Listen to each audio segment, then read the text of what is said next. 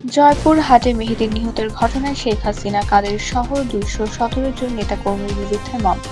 জয়পুর হাটে বৈষম্য বিরোধী ছাত্র আন্দোলনের শেষ লগ্নে মেহেদী হত্যার অভিযোগে সাবেক প্রধানমন্ত্রী শেখ হাসিনা, সাবেক মন্ত্রী ওবায়দুল কাদের, ডক্টর হাসান মাহমুদ, আওয়ামী লীগের সাংগঠনিক সম্পাদক, সাবেক হুইপ ও জয়পুর হাট-২ আসনের সংসদ সদস্য আবু সাইদ আল মাহমুদ স্বপন, জয়পুরহাট-১ আসনের সাবেক সংসদ সদস্য অ্যাড শামসুল আলম দুদু সহ ২১৭ জনের নামে আদালতে মামলা দায়ের করা হয়েছে।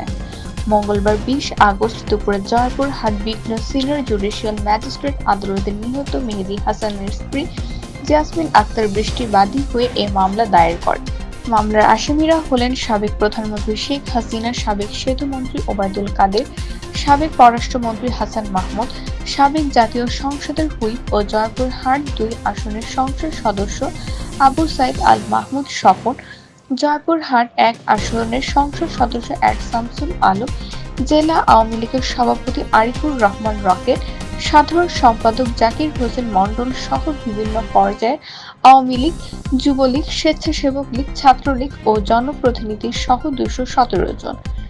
জয়পুরহাট বিঘ্ন সিনিয়র জুডিশিয়াল ম্যাজিস্ট্রেট আদালতের বিচারক আতিকুর রহমান মামলাটি এজাহার হিসেবে রেকর্ড করার জন্য জয়পুরহাট সদর থানায় নির্দেশ প্রেরণ করেন। মামলার এসব তথ্য নিশ্চিত করেছেন দাবি পক্ষের আইনজীবী অ্যাডভোকেট আব্দুল মোমেন ফকির। বৈষম্য বিরোধী ছাত্র আন্দোলনের শেষ মুহূর্তে জয়পুরহাটে নিহত মেহেদী হাসানের স্ত্রী জেসমিন আক্তার বাদী হয়ে আজকে জয়পুরহাট সদর সিনিয়র জুডিশিয়াল ম্যাজিস্ট্রেট আদালতে সাবেক প্রধানমন্ত্রী শেখ হাসিনা সহ মোট ২১৭ জনকে আসামি করে একটি মামলা দায়ের করেছে। এখানে বাদী অভিযোগ করেন যে তার স্বামী মিছিলে গেলে সেখানে শেখ হাসিনার নির্দেশে আওয়ামী লীগের সন্ত্রাসীগণ তার স্বামীকে মারপিট করে এবং গুলি করে হত্যা করে। আমি এই মামলাটি আজকে বিজ্ঞ সদর আদালতে দাখিল করলে বিজ্ঞ আদালত মামলাটি এজাহার গণ্য করে জয়পুর সদর থানায় প্রেরণের নির্দেশ দিয়েছেন। তথ্য ও চিত্রে জয়পুরহাট থেকে নাহিদ আক্তার।